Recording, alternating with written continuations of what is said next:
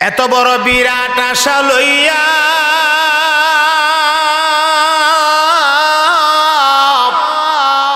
আপন বাড়ি ঘর আত্মীয় স্বজন ছেলে মেয়ে সবরে ভালায়া রিজিকের সন্ধানে বিদেশ গেল।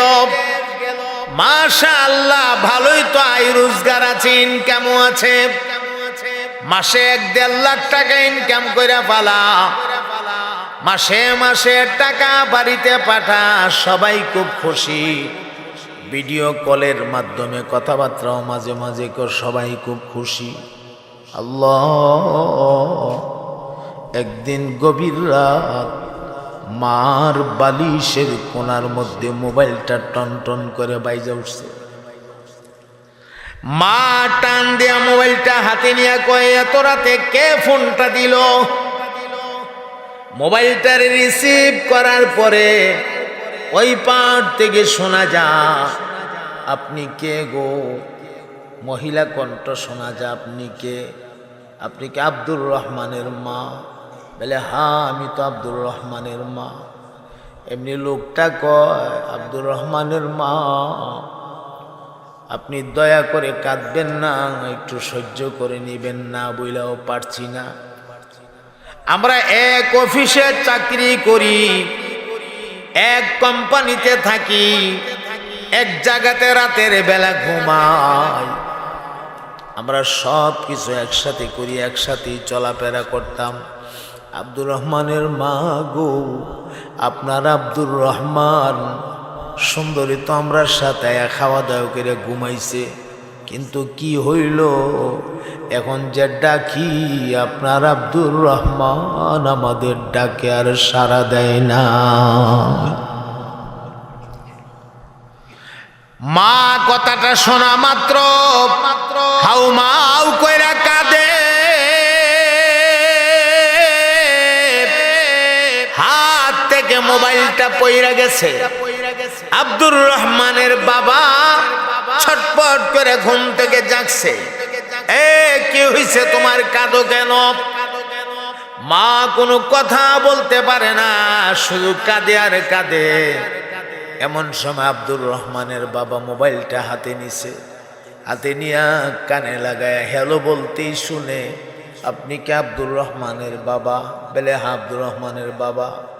আপনার আব্দুর রহমান আর নাই, দুনিয়ার থেকে বিদায় হয়ে গেছে, দোয়া কইরেন। বলেন এমন ঘটনা ঘটেনি না ঘটে না? আরে কি গ্যারান্টি আছে বলে? কত বড় আশা নিয়ে গেল, আর ফেরত আসতে পারলো না। না, আবার ফিসেদা লম্বা করে এরকম একটা লেজ দে। আচ্ছা, এটারে যখন সুতা সাইরা দে, এটা উপর উঠটা বাতাস লাগার পরে এমনে এমনে টইলা, এমনে তাওরা কয়, মালিক তুমি অনেক নিচে, আমি অনেক উপরে, আর তোমার কাছে আসবো না। তাওরাইতেছে, আইতো না। লেজটা যে দে, এটা দিয়ে আইতাম না। এই যে লড়াইতেছে, আইতাম না। বলেন মালিকের কাছে আশা লাগবে কিনা? যতই বাও লাগ, আশা কেন লাগবে? সুতার মাথা মালিকের হাতে ধরা, সুতার মাথা ইলা আজালিম মুসাম্মা। এ ভাই, প্রতিটা মানুষের জন্য একটা নির্ধারিত টাইম আছে। আল্লাহ রাব্বুল আলামিন বলেন, ওয়ায়ামুদ্দুহুম ফি তুগয়ানিহিম ইয়ামাহুন। আমি আল্লাহ তোরে ঢিল দিয়া দুনিয়াতে ছাইরা দিলাম, যা মনে চা তা করতে থাক। তবে একটা কথা সব সময় মাথায় রাখিস, সুতার মাথা কিন্তু আমার হাতে ধরা। টাইমটা যখন শেষ হয়ে যাবে রে, মাথায় ধরে টান মারবো, দুনিয়ার কোনো শক্তি নাই তোরে আটকায় রাখবে। অবশ্যই আমি আল্লাহর কাছে তোকে আশা লাগবে।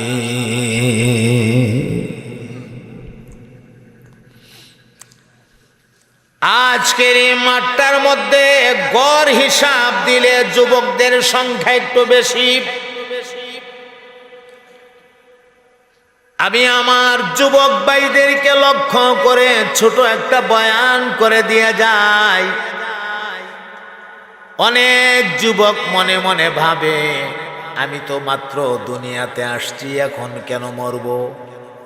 শরীরের রক্ত গরম, আরেকজন রে ঘুষি মাইরা সাফা ফাড়াইলা, নাক ফাড়াইলা, গরম রক্ত সহ্য করতে পারে না, কই একটা দিমু সাফাড়া ফাড়াইলাম, মাইরা ওই দে ফাড়াই হইলা। গরম রে, এত গরম, তুমি জানো না একটা সেকেন্ডের ভেতরে তোমার গরম রক্ত আমার মাওলা ঠান্ডা করে দিতে পারে। কথা কয় না? এই দুনিয়াতে আসার একটা সিরিয়াল আছে। বাবার আগে সন্তান আসতে পারে না, দাদার আগে নাতি আসতে পারে না, কিন্তু দুনিয়ার থেকে যাওয়ার কোনো সিরিয়াল নাই। এটা সব সময় মাথায় রাখতে হবে।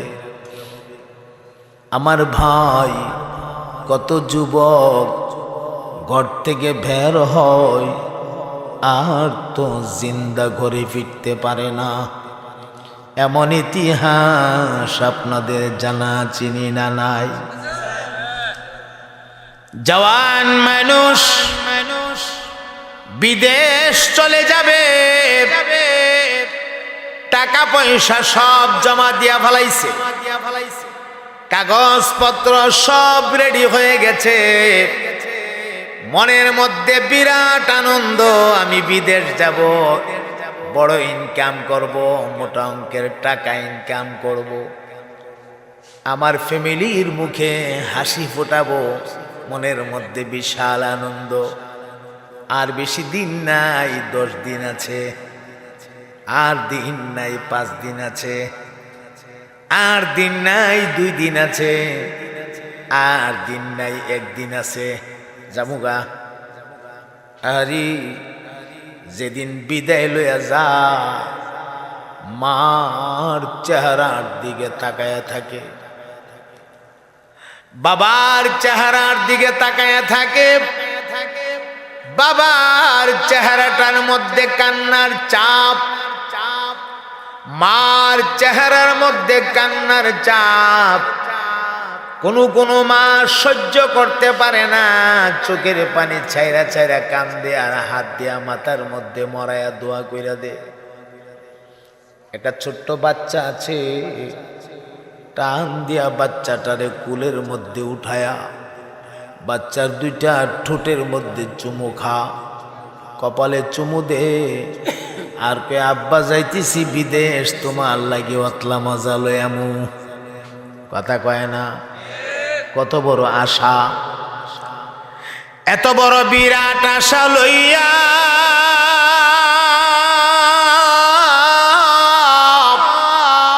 আপন বাড়ি ঘর, আত্মীয় স্বজন, ছেলে মেয়ে সবরে ভালায়া রিজিকের সন্ধানে বিদেশ গেল।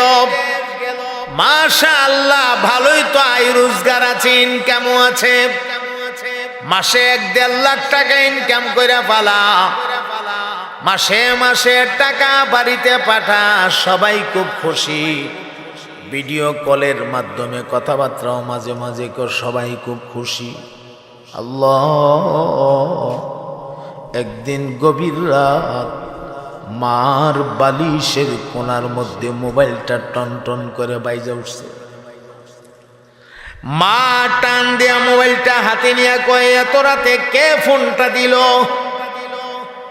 মোবাইলটা রিসিভ করার পরে ওই পার থেকে শোনা যা, আপনি কে গো? মহিলা কণ্ঠ শোনা যা, আপনি কে? আপনি কি আব্দুর রহমানের মা? বলে হ্যাঁ, আমি তো আব্দুর রহমানের মা। এমনি লোকটা কয়, আব্দুর রহমানের মা, আপনি দয়া করে কাঁদবেন না, একটু সহ্য করে নিবেন না, বইলাও পারছি না। আমরা এক অফিসে চাকরি করি, এক কোম্পানিতে থাকি, এক জায়গাতে রাতের বেলা ঘুমাই। আমরা সব কিছু একসাথে করি, একসাথেই চলাফেরা করতাম।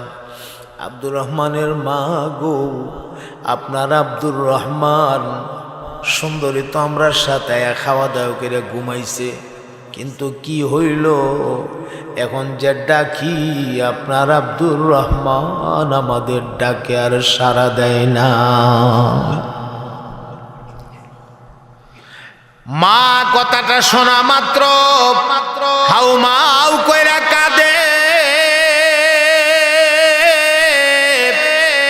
হাত থেকে মোবাইলটা পইরা গেছে।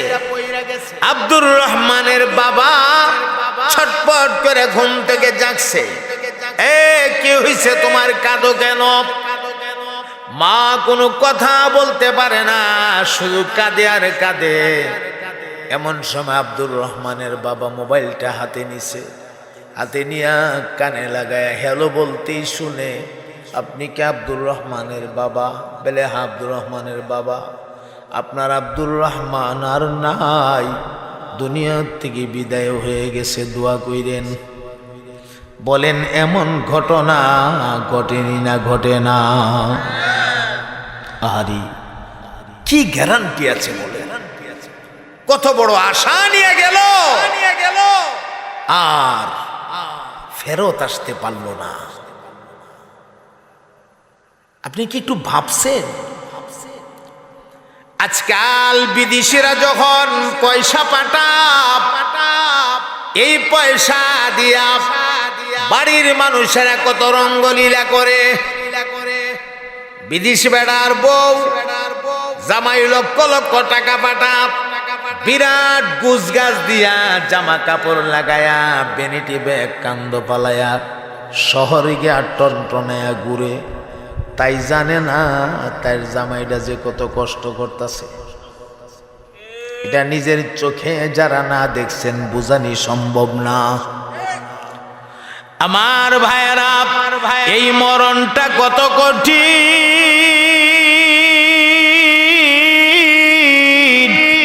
মরণের আগে নিজের মারে দেখতে পারল না, নিজের বাবারে দেখতে পারল না, আত্মীয় স্বজনরে দেখতে পারল না। কলিজার টুকরা একটা জাদুমণি শিশু বাচ্চা বাড়িতে রেখে গেছে, এই বাচ্চাটারও দেখতে পারল না। অসহায়ের মতো একা একা মালিকের ডাকে মালিকের দরবারে চলে গেছে। এজন্য বলি রে ভাই, পাগলামি কইরো না, মালিকের পাগল বনো, মালিকের কদমে মাথা নত করো। জীবন ধন্য হয়ে যাবে, পরকাল তোমার সুন্দর হয়ে যাবে। দুনিয়ায় পাগলামি কইরা লাভ নাই। যারা পাগলামি করেছে এরা ক্ষতিগ্রস্ত হয়েছে, তুমিও পাগলামি কইরা ক্ষতিগ্রস্ত হয়ে যাইবা। অতএব ক্ষতিগ্রস্তের পথে না হাইটা সফলতার পথে হাঁটো। আল্লাহকে বিশ্বাস করো, আল্লাহর প্রতি ঈমানকে মজবুত করো, আল্লাহর দেওয়া আহকামাত গুলিরে যথাযথভাবে মানো। দেখবা তুমি দুনিয়ার থেকে বিদায় হতে দেরি হবে, আর কবরটা জান্নাতের বাগান হইতে একটা মুহূর্ত দেরি হবে না।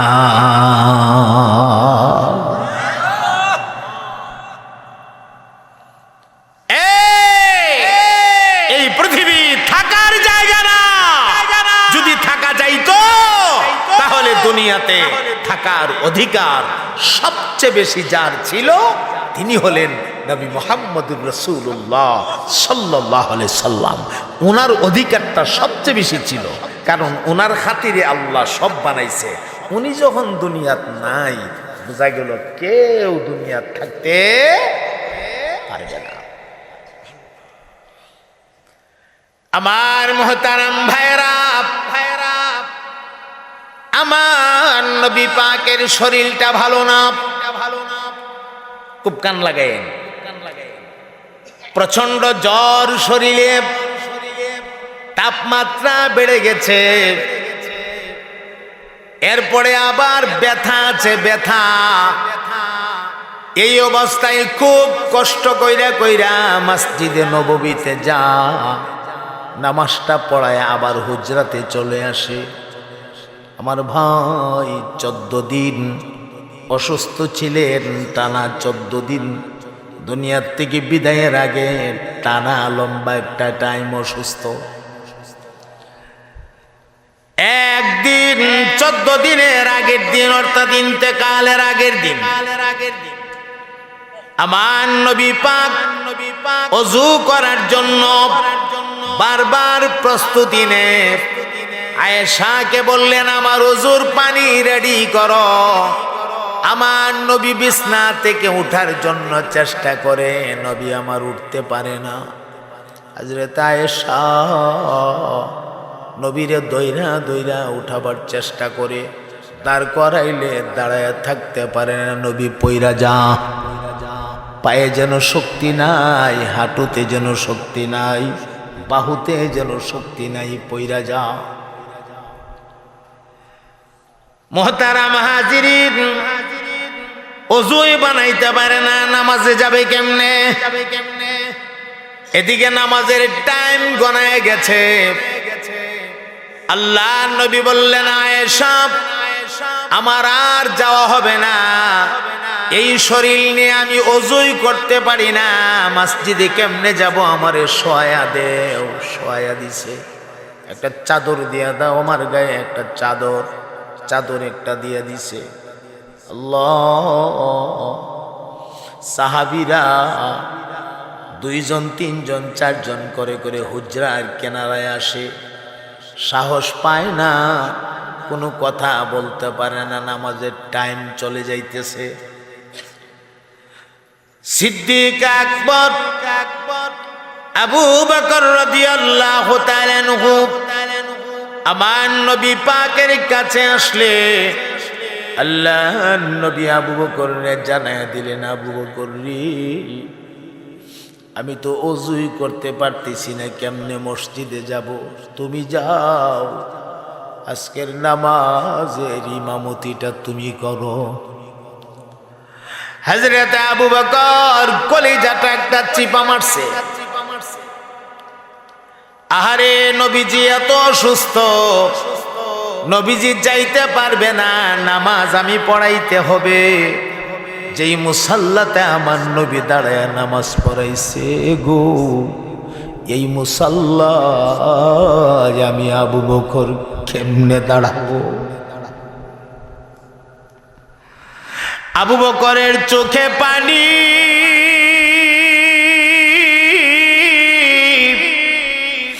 বিনয় বিনয় কানতে কানতে মিম্বরের দিকে যাইতেছে, মেহরাবের দিকে যাইতেছে। সাহাবীরা ডান দিক থেকে আবু বকরের দিকে তাকা, বাম দিক থেকে তাকা, ডান দিক থেকে প্রশ্ন করে, বাম দিক থেকে প্রশ্ন করে। কি হইছে একটু দয়া করে বলেন না, নবীর কি হইছে একটু বলেন না। আবু বকর কোনো কথা কয় না। সমস্ত সাহাবীরা কাঁদতেছে, শুধু একটা কথাই বলছে, আমার নবী বলছে নামাজটা আমি পড়ায়া দেওয়ার জন্য। কান্নার রুল পড়ে গেছে মসজিদে নববীর ভেতরে, সবাই কাঁদতেছে। এখন তো নামাজ পড়তে হবে। এই কান্নারত অবস্থাতে সাহাবী আবু বকর আমার নবীর মুসাল্লায় গিয়া দাঁড়ায়া ইমামতিটা করবে, সাহস করতে পারে না। একবার কদম সামনে দিয়ে আবার পিছে আইসা পড়ে, যেখানে দুজাহানের সর্দার দাঁড়াইছে গো, এখানে আমি আবু বকর কেমনে গিয়া দাঁড়াবো? আবার চিন্তা করে আমার নবীর আদেশ, খুব চিন্তা ভাবনা কইরা গিয়া দাঁড়াইছে। কান্না জড়িত কণ্ঠে আবু বকর নামাজ শুরু করলেন। আমার নবী আয়েশারে ডাক দিয়া কয়, রে আয়েশা, আমার মাথার নিচে আরেকটা বালিশ দিয়া মাথাটা উঁচা করে দেও না। আমি দেখি রে আমার সাহাবীরা কেমনে নামাজ পড়ে। আমি দুনিয়ার থেকে বিদায়ের পরে আমার উম্মতারে কেমনে নামাজ পড়বে। আমি নামাজ শিখাইতে পারছি নি, আমি একটু নিজের চোখে দেখে যাই। আমার মাথাটা একটু আলগি দিয়া দেও না। আরেকটা বালিশ ডাবল করে দেওয়ার উপরে আমার নবী সাহাবীদের নামাজের জামাতের দিকে তাকায় রইছে। আল্লাহ, নবী পাকের চোখ দিয়া আপনি আপনি পানি বাইরিতেছে। এইভাবে দিনটা চলে গেল, প্রচন্ড অসুস্থ। পরের দিন আমার ভাই ফাতেমা রাদিয়াল্লাহু তাআলা আনহা রাসূল পাকের কাছে বসা। হঠাৎ করে আল্লাহর নবী ডাক দিলেন, হে ফাতেমা, দেখো না কে জানি আমার ঘরের দরজায় আইসা বারবার সালাম দিতেছে, আর ঘরের ভেতরে আসার জন্য অনুমতি চাইতেছি। একটু দেখো না লোকটাকে। নবীনন্দনী বিশ্ব দুলালী খাতুনে জান্নাত ফাতেমা আব্বাজির কথা অনুযায়ী দরজার কাছে গেছে। দরজার কাছে গিয়ে তাকায় দেখে গো, এত বড় বিশাল এক মানুষ দেখা যায়, এক পাগুলি যেন জমিনে আর মাথা যেন মনে হয় আসমানে গিয়া ঠেকছে। এত লম্বা এক মানুষ। ভয় পেয়ে গেছে ফাতেমা। ভয় পাইয়া এক দৌড় মাইরা আব্বাজির কাছে আসছে। হে আব্বাজি, দরজার কাছে গিয়ে তাকায় দেখলাম বিরাট বড় একটা মানুষ দাঁড়ায় রইছে, লম্বা। এত বড় মানুষ আমার জীবনে কোনোদিন দেখি নাই। আমার নবী ডাক দিয়া কো, কেমনে দেখবে রে মা, এটা তো দুনিয়ার সাধারণ কোনো মানুষ না, হাযা মালাকুল মাউত। ফাতেমা তখন ডাক দিয়া কো, না না না, আপনার শরীর ভালো না, আজরাইল আমার ঘরে কেন আসবে? না, আজরাইলকে আমি আসতে দেব না, ঘরে ঢুকতে দেব না। কেন আজরাইল আমার ঘরে আসবে? আপনার শরীর ভালো না। আমার নবী তখন ডাক দিয়া কম, আটকায় রাখতে পারবা না, আজরাইলকে আটকায় রাখা সম্ভব না। একমাত্র আমি তোমার আব্বার কাছে আজরাইল আসতে অনুমতি লাগছে, আমার আগে দুনিয়ার কারো কাছে আসতে আজরাইলের অনুমতি লাগে নাই। কিয়ামত পর্যন্ত কারো ঘরে ঢুকতে অনুমতি লাগবে না, একমাত্র তোমার আব্বার বেলায় অনুমতি লাগছে। আল্লাহু আকবার বলে। আজরাইল সালাম দিয়া ঘরের ভেতরে ঢুকে গেছে। আমার নবীরে ডাক দিয়া কয়, ইয়া রাসূলুল্লাহ, আপনি কি দুনিয়ায় থাকতে চান নাকি আপনার রফিক আলা, উত্তম বন্ধু, আপনার দোস্ত আল্লাহ রাব্বুল আলামিনের কাছে চলে যেতে চান? আপনি কোনটা চান? থাকতে চাইলে আল্লাহ আপনার হায়াত বাড়ায় দিবে, যতদিন চান ততদিন আপনি থাকবেন। আর যেতে চাইলে আপনার উত্তম বন্ধুর কাছে আপনাকে নিয়ে যাব। আমাদের কাছে আজরাইল এমন অনুমতি চাইব তো? এই জন্য বলি রে ভাই, মরণ থেকে তুমি কোনোভাবেই ফালায়া থাকা সম্ভব না। কই গিয়া লুকাইবা? আচ্ছা, কথাটা ফিনিশিং দিয়ে দিই, এরপরে সামনে যাই। কষ্ট হইতেছে আপনাদের? আমার নবী পাক বললেন, ঠিক আছে, ভালো প্রস্তাব নিয়ে আসছো, অপেক্ষা করো। ওয়েটিংয়ে ফেলাই দিলেন আজরাইলকে। আপনি পারবেন তো 1 মিনিটের জন্য আজরাইলের ওয়েটিংয়ে ফেলাইতে? সাদ্দাইদা বেহেশত বানাইছে। আল্লাহর বেহেশত দরকার নাই, আমার বেহেশতে আমি ঢুকে যাবো গা। চিন্তা করতেছেন? বেহেশত বানায়া বেহেশত দেখবার লেগে গেছে, কাজ কমপ্লিট। দেখবো বেহেশত, দেখবো ঘোড়া টোরা সাজায়া জাক জমক ভাবে গেছে, গিয়া সেরা বেহেশতের ভিতরে ডুববো। 1 ঠ্যাং ভিতরে আর 1 ঠ্যাং বাহিরে, আমি দুইটা। ভিতরে একটা ঠ্যাং দিয়া লইছে আর ফিসেরটা ঠান্ডা নীতি কতক্ষণ লাগবো? এটাকে বেশি সময় লাগে? 1 ঠ্যাং দিয়া লাইছে, পরেরটা ঠান্ডা নিবগা। এমন সময় আজরাইল সামনে খালি ব্রেক ব্রেক। কি কয়? ব্রেক ব্রেক ব্রেক মানে তুমি কেডা? আমি কেডা একটু পরে চিনবা। ব্রেক ব্রেক কি? পেছনের ঠ্যাংটা ঠান্ডা, সামনে আনার টাইম নাই। বেডা আমারে টাইম নেই কস, চিনস আমারে?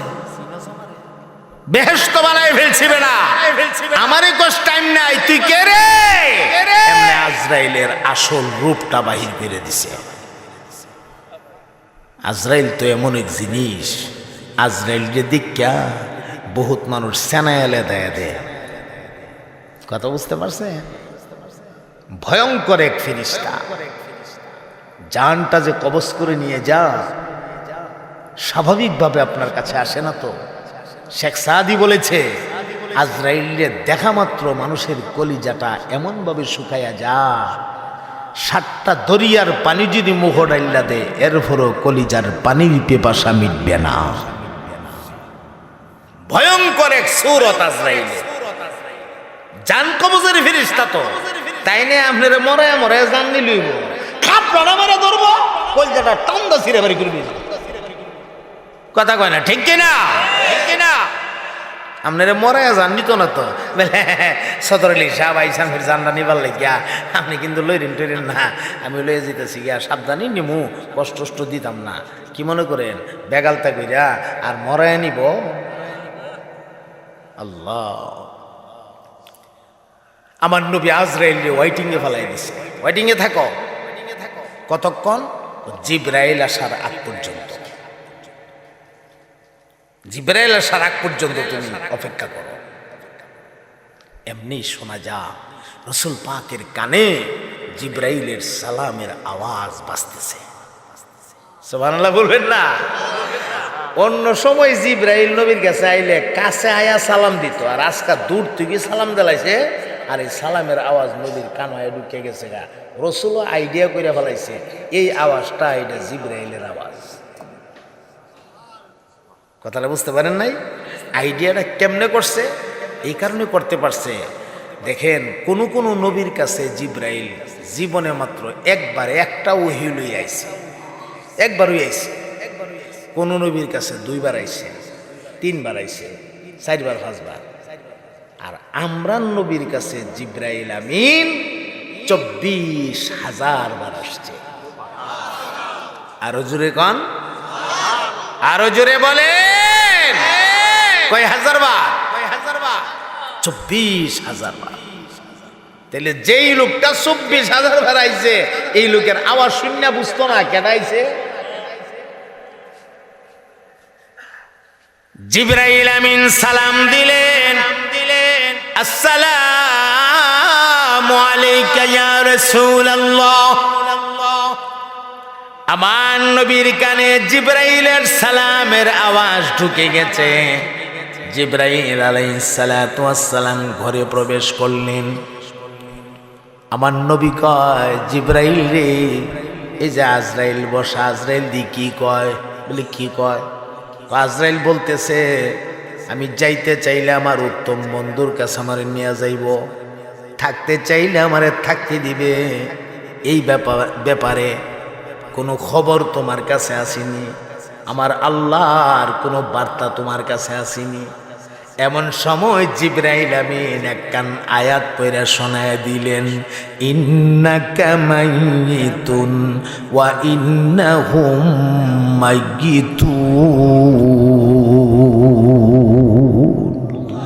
নবী গো, আপনি যেমন দুনিয়া ছাইরা চলে যেতে হবে, মৃত্যুর স্বাদ গ্রহণ করতে হবে, ঠিক তেমনি ভাবে যে আজরাইল আসছে আপনার কাছে, একদিন সেই আজরাইলকেও মরতে হবে।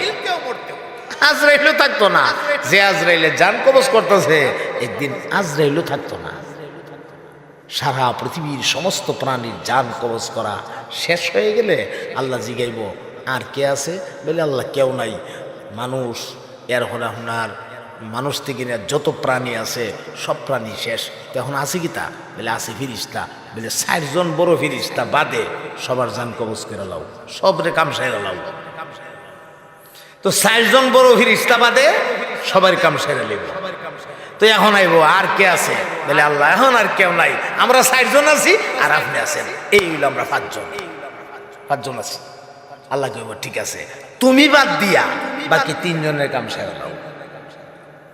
কমাইতেছে 3 জনের কাম শেষ। আজরাইল মনে মনে খুশি, যাক ওখানে আল্লাহ আর আমি আছি। কথাটা বুঝতেছি? আল্লাহ কইব আজরাইল, জি আল্লাহ, আর কে আছে? আল্লাহ আর কেউ নাই, আপনি আছেন আর আমি আছি। আল্লাহ তখন বলবে তোমার নিজের জান নিজের হাতে কবজ কইরা আমার কুদরতি হাতে তুলে দাও।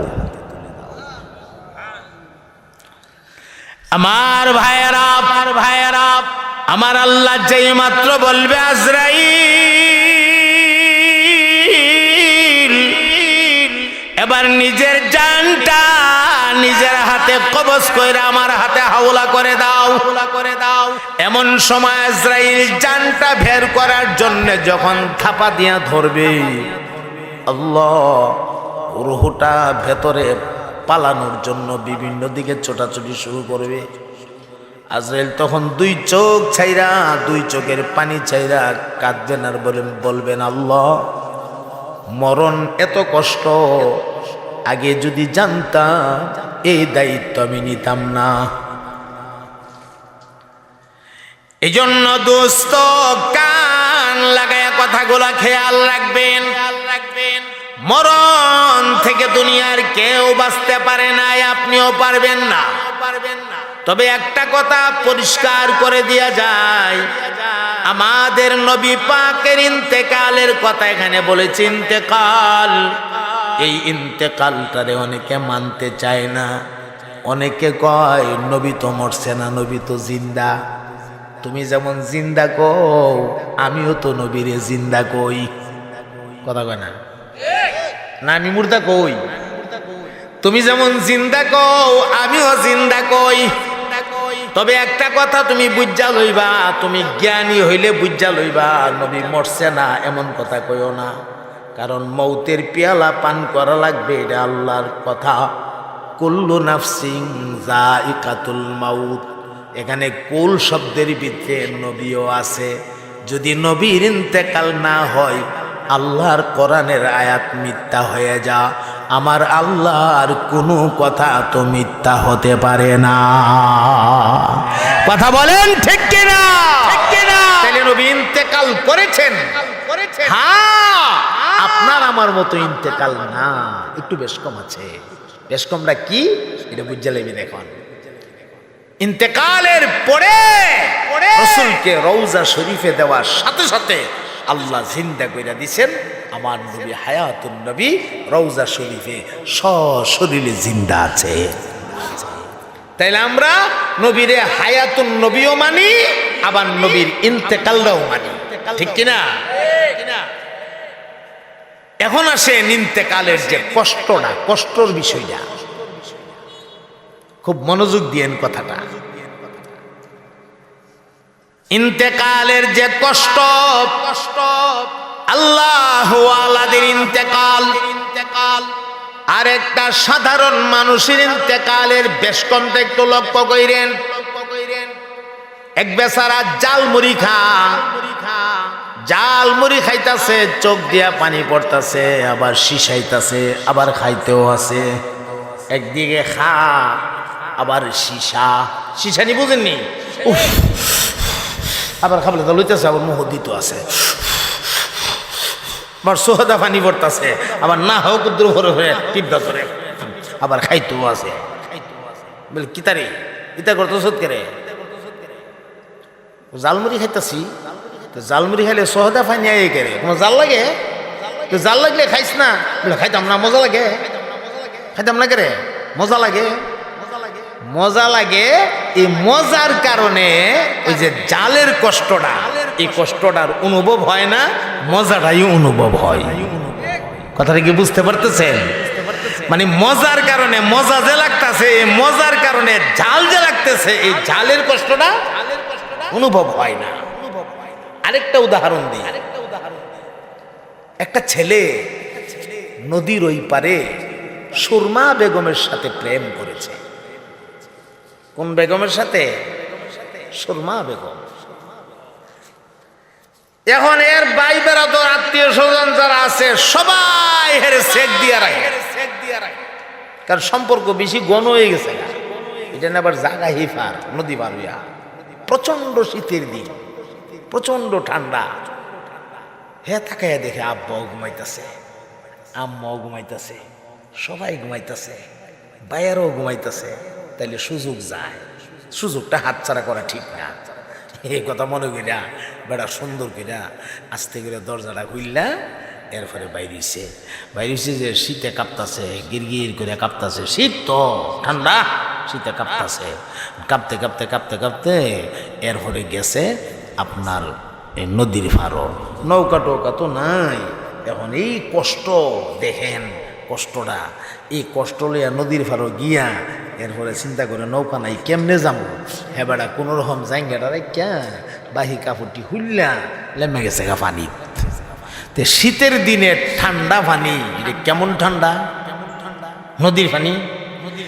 এই পানি দিয়া সাতরায়া মাত্রায়া খাব্বায়া ঘুব্বায়া গিয়া হেবার উঠছে, উঠটা সেরা ঠান্ডার সুড়ে দাঁতে দাঁতে বাড়ি খাইতেছে, আর আডু দুইটা বাড়ি খাইতেছে, গোটরা গোটরা গোটরা গোটরা করতেছে। কাপড় চোপড় ফিনছে, কিন্তু এমন শীত ধরছে, হের এত কষ্ট লাগতেছে আর সহ্য করতে পারতেছে না। গেছে আস্তে আস্তে কাঁপতে কাঁপতে কাঁপতে কাঁপতে গেছে সুরমা বেগমের ঘরের কাছে। জানালাত গিয়ে আস্তে করে আওয়াজ দিছে বড়ই। সুরমা বেগম জানালা খুল্লা দিছে। খুল্লা দেওয়ার পরে সুরমার চেহারা দেখে ক আমার সব কষ্ট ভুলে গেছি গা। এই যে রাস্তার যে অতলা কষ্ট করছে, তাই সুরমারে দেখা মাত্রই সব ভুলে লাইছে। কথাটা বুঝেন নাই? আল্লাহ দুনিয়ার একটা সাধারণ প্রেমিক তার প্রেমিকারে দেখা মাত্র সব কষ্ট যদি ভুল্লা যাও, আমার ভাই আল্লাহ ওয়ালারা যারা, নেককার মানুষগুলি যারা, এদের যখন সাকরাতে মউত শুরু হয়ে যায়, মউতের যন্ত্রণা হয় না, বিষয়টা এমন না। মরণের কষ্ট কিন্তু সবাইরই হয়। যিনি বদকার তারও হয়। অনেকে ওয়াজটা বুঝাইতে পারে না, ও আল্লাহওয়ালাদের কোনো কষ্ট হয় না। কষ্ট হইতো না কেন? কষ্টর কাম, কষ্ট হইতো না কেমনে? কষ্ট হওয়ার জিনিস তো।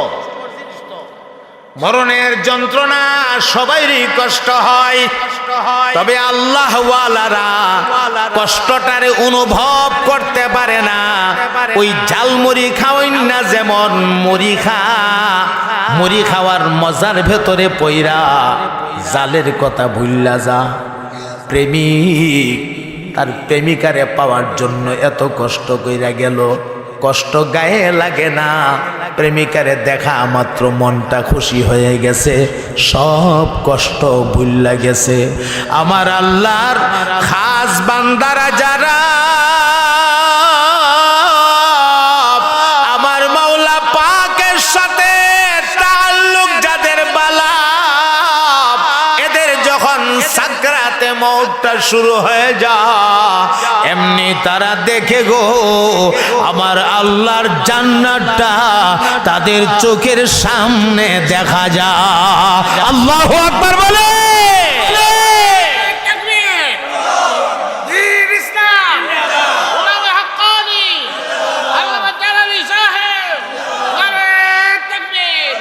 আমার আল্লাহর জান্নাতটা চোখের সামনে ধইরা দে।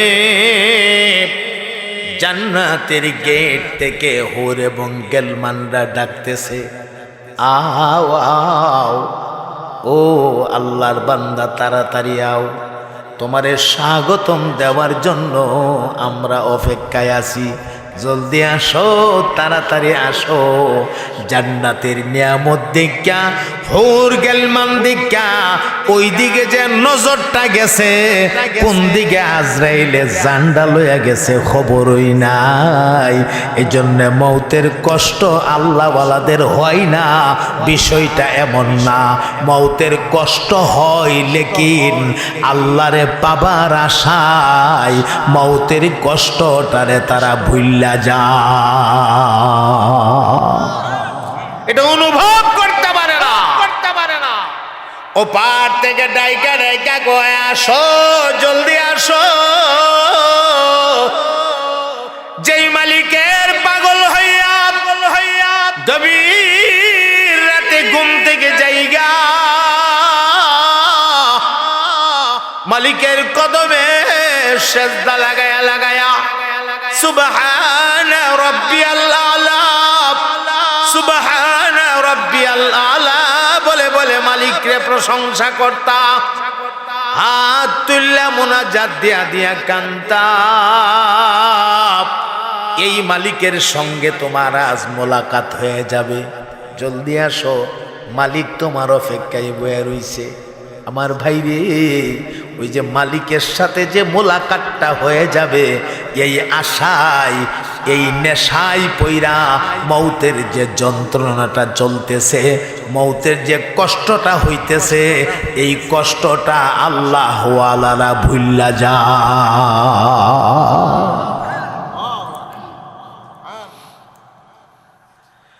আমার মোহতারাম দোস্ত, খুব খেয়াল রাখবেন। দুইটা কথা শুধু অনুরোধ করে দেয়া যাব আপনাদেরকে, বেশি ওয়াজ লাগে না। এক নাম্বার, আল্লাহ পাকের আহকামাত গুলিকে যথাযথভাবে পালন করবেন। দুই নাম্বার, আপনার আখলাকটারে সুন্দর করে ফেলবেন, দেখবেন আল্লাহর জান্নাত আপনার জন্য রেডি হয়ে যাবে। মরবা তো, মরণ থেকে তো তুমি বাঁচতে পারবা না, মরতে যেহেতু হবেই, মরার পরে শান্তি পাওয়ার দরকার আছে নি না নাই? কথা কয় না, দরকার আছে নি না নাই? আরে আরেকটা ওয়াজ মনে হয়ে গেছে গা, ভাবছিলাম যে ওয়াজটা শেষ দিলাম, এখন যে আরেকটা কথা মনে হয়ে গেছে গা, কিতা করতাম, রাত তো অনেক হয়ে গেছে গা, কথাটা কয়ে লেতাম। হুজুর কি বলেন, বলবো হুজুর? আল্লাহ, কইলে কথাটা মনে হয়ে গেছে গা। রমজান মাস, কি মাস ভাই? রমজান মাস। আমার নবী পাকের কন্যা ফাতেমা রাদিয়াল্লাহু তাআলা আনহা স্বপ্ন যুগে দেখতেছে, আব্বা জান রাহমাতুল্লিল আলামিন আয়েশা সামনে দাঁড়াইছে,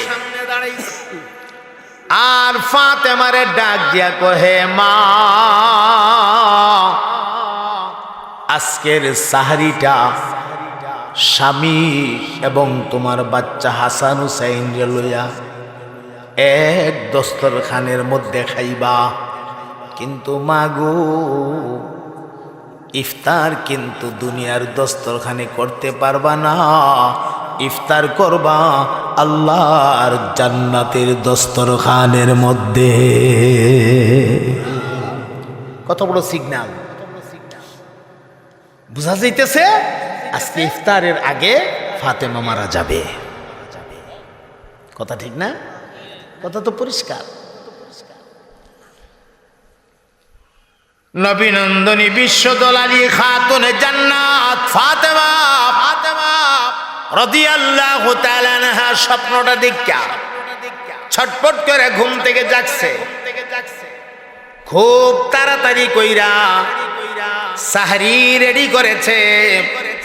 সাহরি বানায়া স্বামীরে ডাক দিলেন, কলিজার টুকরা সন্তান হাসান হুসাইন রে ডাক দিলেন, সাহারি রেডি কইরা স্বামীরে লয়া সন্তানগুলিরে লয়া এক দস্তরখানে এর মধ্যে সাহারি খাইতেছে। আজকে ফাতেমার খাওয়ার ধরনটাই একটু ভিন্ন রকম।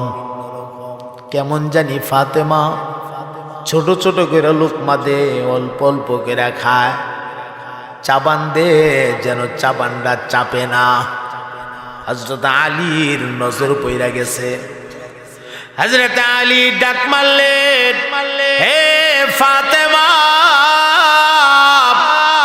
শরীর তোমার ভালো না জানি, তোমার শরীরে জ্বর কয়েকদিন যাবত তাও জানি, কিন্তু এরকম তো কোনোদিন করো নাই।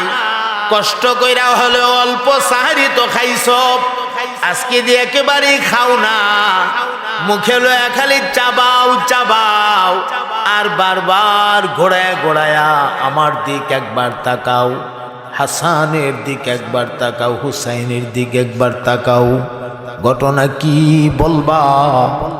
এখনো ফাতেমা স্বপ্নের কথা স্বামীরে কয় না, বাচ্চাদের কয় না, কথাটা লুকায়া রাখতেছে। মুহতারাম হাজিরিন, হযরত আলী ফজরের নামাজ আদায় করার জন্য মসজিদে নববীতে চলে গেছে। ফাতেমা রাদিয়াল্লাহু তাআলা আনহার আমল ছিল ফজরের পরে মুসাল্লাতে আমল চালাইতেন, ইশরাক পইরা তারপরে নামাজের মুসাল্লা ছাড়তেন। হযরত আলী মসজিদে নববীর থেকে ফজরটা পইরা আজকে কেন জানি মনটা চাইতাছে একটু বাড়িতে যাই। বাড়িতে আসছে, আয়েশা তাকায়া দেখে নামাজের মুসাল্লাটা আছে, লেকিন মুসাল্লার মধ্যে ফাতেমা নাই। হযরত আলী কই গেল কই? শরীর বালা না, আর ইশরাক না পইরা তো মুসাল্লা ছাড়ে না, গেল কোথায়? তালাশ করতে করতে গিয়া দেখে রান্না ঘরের ভেতরে আটা দিয়া খামিরা বানাইছে। খামিরা, যেই খামিরা দিয়ে রুটি বানানো হয়, রুটি বানানোর খামিরা বানাইছে। একদিকে খামিরা, অপর দিকে হযরত হাসান হুসাইনের কিছু কাপড় চোপড়, অপর দিকে স্বামী আলী রাদিয়াল্লাহু তাআলা আনহুর কাপড়, আবার আরেক দিকে গরম পানি জাল দিতেছে একটা ডেগের মধ্যে গরম পানি। হযরত আলী ডাক মারলেন, রে ফাতেমা, শরীর ভালো না, এই অসুস্থ শরীর নিয়ে সকাল সকাল এত কাম তুমি হাতে নেওয়ার দরকার কি ছিল? এছাড়া এখনই তো রুটি বানানোর কোনো দরকার নাই, কেন তুমি অযথা শুধু শুধু কষ্টটা করতেছ? কারণ কি? আসো জলদি বের হও, এগুলা করা লাগবে না। হযরত ফাতেমা চিন্তা করে দেখলো, আমি তো আমার জীবনে কোনো কথা আমার স্বামীর কাছে গোপন করি নাই, আজকে যদি গোপন করি আমার মাওলানা আবার আমার প্রতি বেজার হয়ে যা না। কথাটা স্বামীরে কয়া হই ফালাই। এমনি স্বামীর গলায় দুইটা হাত লম্বা করে বাড়াইয়া দিয়া স্বামীর গলার মধ্যে আঞ্জা দিয়া দইরা স্বামীর চেহারার দিকে তাকায়া দুইটা চোখের পানি ছাইরা কান্দে আর ডাক দিয়া কয়, হে স্বামী, আপনি আল্লাহর ওয়াস্তে আমাকে মাফ করে দিবেন, আপনি আমাকে ক্ষমা করে দিবেন। হযরত আলী রাদিয়াল্লাহু তাআলা আনহু ডাক দিয়া কয়, তুমি কেন আমার কাছে মাফ চাও? এভাবে তো কোনোদিন মাফ চাও না, আজকে কেন গলাটা দিয়া দইরা মাফ চাও? কারণ কি?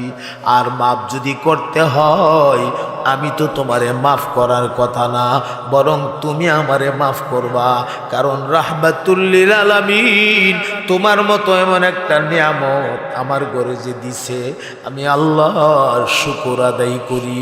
আমার নবী যে আমারে দয়া কইরা তোমারে আমার কাছে বিবাহ দিছে, আমি খুশি হয়েছি, আমার জীবনটা ধন্য হয়ে গেছে। আমি তো জীবনে কোনো দিন তোমারে ভালো মন্দ খাওয়াইতে পারি নাই, আমি জীবনে কোনো দিন তোমার একটা ভালো কাপড় পরাইতে পারি না। মাপ যদি করতে হয় গো, তুমি আমারে মাফ করবা। আমি কেমনে তোমারে মাফ করব? আমি কি মাফ করব তোমারে? তোমার তো জীবনে কোনো অন্যায় বা অপরাধ হয় নাই, তুমি হইলা রাসূল পাকের কন্যা, আমারে দয়া করে মাফ কইরা দিও। ঘটনাটা কি আমারই কি বলবা? এমনি ফাতেমা ডাক দিয়া কো, স্বামী গো, আজকে রাতে আমি ঘুমের ঘরে স্বপ্ন যুগে দেখেছি আমার আব্বা জান রাহমাতুল লিল আলামিন আমার সামনে এসে হাজির হয়ে গেছে। আমার আব্বাজি বলতেছে, ফাতেমা আজকের সাহারি স্বামী লইয়া বাচ্চা কাচ্চা লইয়া এক দস্তরখানে খাইবা, লেকিন ইফতার আল্লাহর জান্নাতের দস্তরখানের মধ্যে করবা। কথাটা শোনার সাথে সাথে হযরত আলী হাউমাউ কইরা কান্না শুরু করেছে। কি বলো, কি হয়ে যাচ্ছে আমার জীবনে? এমনটা হতে যাচ্ছে কেন এই মুহূর্তে আমার জীবনে? আমি যদি তোমারে হারিয়ে ফেলি, আমি তো অসহায় হয়ে যাব, আমি তোমারে ছাড়া কেমনে চলবো? দুইজন একজন আর একজনের গলায় ধরে ধরে কান্দে। এমন সময় হাসান হুসাইন এরা দুইজন গিয়া দেখে আব্বা আম্মার গলায় দইরা, আম্মা আব্বার গলায় দইরা দুজনেই কান্দে। এমনি ডাক দিয়া কো, আব্বা এমন তো কোনোদিন আপনাদেরকে দেখি নাই, মা গো এমন তো কোনোদিন দেখি নাই, আপনাদের কি হইছে দয়া করে কি বলবেন? হযরত ফাতেমা ডাক দিয়া কো, বাবারা তোমরা আমাদের স্বামী স্ত্রীর বিষয়, এটা তোমরার বিষয় না, এটা তোমরা জানার বিষয় না। তোমরা যাও তোমরা নানাজির কাছে, বাচ্চাদের কাছে কয় না, বাচ্চাদের মনটা খারাপ হয়ে যাবে, বাচ্চার কাছেও কথাটা কয় না। তোমরা যাও তোমাদের নানার কাছে, নানার কাছে গিয়ে একটু গল্প করে আসো, গল্প। এমনি হাসান হুসাইন রহস্য তার বুঝতে পারে নাই। দুইটা ভাই কবুতরের জোড়ার মতো একজন আর একজনের আঙ্গুলে দইরা দৌড় মারছে। আম্মা কইছে নানার সাথে গল্প করার জন্য, এক দৌড় দিয়া নানার রওজাতে চলে আসছে। আল্লাহ, রওজার কিনারায় আইসা। এই কারণে দেখা গেছে হাসান হুসাইন নানার আদর্শ না ছাড়তে গিয়েই হযরতে হাসান কুফাবাসীরা ষড়যন্ত্র করেছে, মধুর সঙ্গে বিষ মিশ্রিত করে দুনিয়ার থেকে বিদায় করে দিছে। হযরত হুসাইন কারবালার প্রান্তরে পানি পানি বলে চিৎকার করছে আর ঘুরছে। ৮০,০০০ সৈনিকরা ফোরাত নদীকে বন্ধ করে রাখছে, ফোরাতের একটা ফোঁটা পানি তাদেরকে দেওয়া হলো না। নানার আদর্শ থেকে এক মুহূর্তের জন্য দূরে সরে নাই, নানার আদর্শ লয়া দুনিয়ার থেকে বিদায় হয়েছে। কথা বলেন ঠিক কিনা? এটা অনেক কথা, এখানে অনেক কথা। আমি শুধু একটা কথাই আপনাদের জেহেনে দেওয়া আমার মূল মাকসাদ, মরতে হবে। মূল উদ্দেশ্যটা কি? এ কথারই বুঝানি উদ্দেশ্য, মরতে হবে। থাকা যদি চাইতো, আমার নবী দুনিয়াতে সবচেয়ে বেশি অধিকার ছিল থাকার। আমার নবী তো পৃথিবীতে নাই, আছে তো রওজা শরীফে হায়াতুন নবী, কিন্তু পৃথিবীর মাটির উপরে তো নাই। চলে গেছেন তো আল্লাহর কাছে, রফিক আলার কাছে। অতএব আমরাও ইয়াকিন রাখতে হবে, আমরাও থাকতে পারবো না, একদিন আমরাও চলে যেতে হবে রব্বুল আলামিনের কাছে। বাঁচার কোনো কায়দা নাই। এই জন্য মোহতারাম হাজিরিন, আমি সর্বশেষ কথা এটাই আপনাদেরকে বলে দিয়া যাব, যেহেতু আজকে আপনাদের প্রথম দিন, আর কথা লম্বা করব না। রাত মোটামুটি 11:30 হয়ে গেছে, মোনাজাত সহ হয়তো এটা 12:15 গিয়ে ঠেকবে। হ্যাঁ, আপনাদের খেদমতে একটা আরজি করে দেওয়া যায়, দুনিয়াতে যতদিন বাঁচবেন, বাকি যতদিন হায়াত আছে, কতক্ষণ আছে জানা নাই, এখনো মরতে পারেন, মাহফিলে আসছেন, বাড়িতে যাইতে নাও পারেন, তো যতক্ষণ বাঁচবেন সব সময় আল্লাহ তাআলার কথা স্মরণ রাখবেন, সব সময় জিক্রুল্লাহর উপরে থাকবেন। পারবেন তো ইনশাআল্লাহ? আল্লাহ তৌফিক এনায়েত করেন, বলেন আমিন। তো আমরা কিছুক্ষণের মধ্যেই মোনাজাতের মাধ্যমে যার যার বাড়ি যাব। আপনারা এই আইরোলের মানুষ, আলহামদুলিল্লাহ, এখন তো আপনারা আমার অনেকেই হয়তোবা আপনজন হয়ে যাবেন, হ্যাঁ, বা হয়ে গেছেন। আমার কাটানিসার তো আপনাদের দিকে 4-5 কিলো দূরে হবো না, কাটানিসার, হ্যাঁ, আল্লাহ তাআলা কাটানিসার থেকে একটা ছেলে আমাকে গিফট করেছে। আলহামদুলিল্লাহ পড়বেন না? আপনাদের কাটানিসার থেকে একটা ছেলে আল্লাহ আমাকে গিফট করেছে। মাওলানা মুফতি ইমরান হুসাইন, তার আব্বার নাম হচ্ছে জাহাঙ্গীর, জনাব জাহাঙ্গীর সাহেবের ছেলে ইমরানকে আল্লাহ তাআলা আমাকে গিফট করেছে। আমি একটা ছেলে পাইলাম আপনাদের এলাকা থেকে, আল্লাহ আমাকে একটা ছেলে দিছে, আমি খুশি। আপনারা খুশি না বেজার? আর আমার একটা কলিজার টুকরা, আমার একটা কন্যা আমি তার কাছে দিয়া ফেলাইছি। তার মানে তারা দুইজনের মধ্যে বিবাহ বন্ধন হয়েছে। আলহামদুলিল্লাহ বলেন। তাদের দাম্পত্য জীবন যেন সুন্দর হয়, আর এই আত্মীয়তার জের ধরে আপনাদের সাথে আগে যে মহাব্বতটা ছিল এর চাইতে যেন মহাব্বত আল্লাহ আরো দ্বিগুণ বাড়াইয়া দেন, বলেন না আমিন। আমার বিআই জাহাঙ্গীর সাহেব অত্যন্ত ভালো মানুষ, হ্যাঁ। তো আসলে সব মিলাইয়া আল্লাহ তাআলা যার রিজিক যেখানে রাখছে সে সেখানে যাবি, যার যেখানে জোড়া মিলাইয়া রাখছে সেখানে যাবি। আমার তৃতীয় মেয়ে, আমার 3 নাম্বার মেয়েটাকে গত 23 তারিখে, খুব বেশি দিন হয়েছে না, গত 23 তারিখে বিবাহ দিছি। এর মানে আমার একটা মেয়ে আপনাদের এলাকার ভিতরে ঢুকাই দিছি। এখন জালালি হুজুর আপনাদের হুজুর, কথা কয় না? এখন জালালি হুজুর আমার মেয়ে যেহেতু আপনাদের মাঝে থাকবে, আমার একটা অংশ, তো আমার মেয়ে তো আমার অংশ, ঠিক কি না? আমার মেয়ে যেহেতু থাকবে আমিও আপনাদের। এখন জালালি হুজুর আপনাদের, এখন আর দূরের না। এতদিন জালালি হুজুর আছেন, এখন আর জালালি হুজুর না, এখন আপনাদের। বিয়াইতা লইয়ে গেছে। আচ্ছা, যাই হোক, সব মিলাইয়া হুজুর শুনছেন কিনা জানি না, দোয়া করবেন ইনশাআল্লাহ, তাদের জীবনটা যেন সুখী হয়, আল্লাহ যেন তাদেরকে সুখী করে দেয়। হুজুর বলেন প্রোগ্রাম বেশি দিতে হবে। আসলে প্রোগ্রামের বিষয়টা আমি, আমার অত্যন্ত কলিজার টুকরা মানুষ, খুবই মহাব্বতের মানুষ, যে মানুষটার এখানে আমি প্রথম জীবনে, একদম শুরু জীবনে ওয়াজ করতাম, আইরল আক্কাস আলী সাহেব সর্দার সাহেব, ওনার বাড়ির মসজিদে আমি আপনার আসতাম ছাত্র জীবনে। আমার মৌলানা সুলতান সাইফুল্লাহ সাহেব উনি আমার নিয়ে আসতেন, তে এই ওয়াজ করতাম। বলতে গেলে ওয়াজটা আমি শিখছি আইরুল থেকে, ওয়াজটা শুরু করছি আমি আইরুল থেকে। ওই দিন আমার এই আক্কাস আলী সাহেব, আমার খুব কলিজার মানুষ, আমারে ফোন দিছে একটা প্রোগ্রামের জন্য। আমি বুঝাইয়া বলছি যে আমার দ্বারা তো সম্ভব হচ্ছে না। উনি আমাকে মিয়া সাহেব বলে সম্বোধন করে, আমারে খুব আদর করে। তাই আমি বললাম যে মিয়া সাহেব সম্ভব তো হইতেছে না, আমার তো অনেক দূরে দূরে প্রোগ্রাম দিতে পারছি না। তো বিষয়টা হইল, আপনারা আমার আছেন, আমার থাকবেন, আমি আপনাদের আছি ইনশাল্লাহ। মাঝে মাঝে 2-1টা প্রোগ্রাম আল্লাহর হুকুম হইলে দিব, হ্যাঁ। বৎসরে 1-2টা প্রোগ্রামও যদি আসি আপনাদের সাথে দেখা হবে ইনশাল্লাহ। আপনারা মন ভইরা দোয়া করবেন, আল্লাহ যেন আমাদেরকে ভালো রাখে, সুস্থ রাখে। আমরাও দোয়া করি আল্লাহ যেন আপনাদেরকে ভালো রাখে, সুস্থ রাখে। সম্মানিত মোহতারাম নুরুল ইসলাম সাহেব হাফিজাহুল্লাহ, জরুরি কোনো কথা যদি থাকে উনি মুখতাসার বলবেন, এরপরে আমরা মোনাজাতের মাধ্যমে যার যার বাড়ি যাব ইনশাআল্লাহ।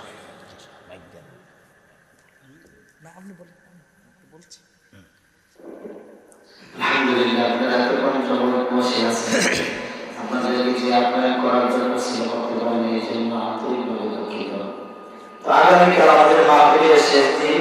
আমাদের মাহফিলে আগামীকাল প্রধান অতিথি হিসেবে থাকবেন আল্লামা সিরাজুল ইসলাম মিরপুরি সাহেব। আমরা মিরপুরের হুজুর বলেই জানি, সিলেটের হুজুর। থাকবেন আল্লামা শেখ মেরাজুল হক কাসিমি সাহেব, আমিরুল ইসলাম বাজিপুরি সাহেব, আমাদের মাদ্রাসার মুহতামিম সাহেব আবুল কাসেম হাসিমি সাহেব, আরিফুল ইসলাম কাসিমি সহ এবং শাফিউদ্দিন আলী সাহেব, তারা থাকবেন। আগামীকালকে ইনশাআল্লাহ আপনাদের সকলকে দাওয়াত করা হলো, আসবেন। আর হুজুরের কাছে এবং আপনাদের সকলের কাছে, বিশেষ করে আমাদের এলাকার সকল মুয়াজ্জিনের জন্য দোয়া চাই। অনেকে অসুস্থ আছে, আমার আব্বা সহ অনেকে অসুস্থ, আমি নিজে অসুস্থ, দেখতেছেন আমার হাত অপারেশন হয়েছে। তো দোয়া চাই হুজুরের কাছে, আপনাদের সকলের কাছে দোয়া চাই এবং সকল প্রবাসীর জন্য দোয়া করবেন অন্তর থেকে, কারণ প্রবাসীদের উদ্যোগেই মাহফিলগুলো আমরা করে থাকি। সকল প্রবাসীদের জন্য দোয়া চাই, হুজুরের কাছে আমরা দোয়া চাই। আসসালামু আলাইকুম ওয়া রাহমাতুল্লাহি ওয়া বারাকাতুহু। হুজুর দোয়া করেন। না না, আপনাদের নুরুল ইসলাম সাহেব, এই ভাই একটা কথা কই, অনেক সময় কিন্তু কুফির তলডা আন্দার তাই কথা কনা, কুফির তলডা আন্দার তাই না।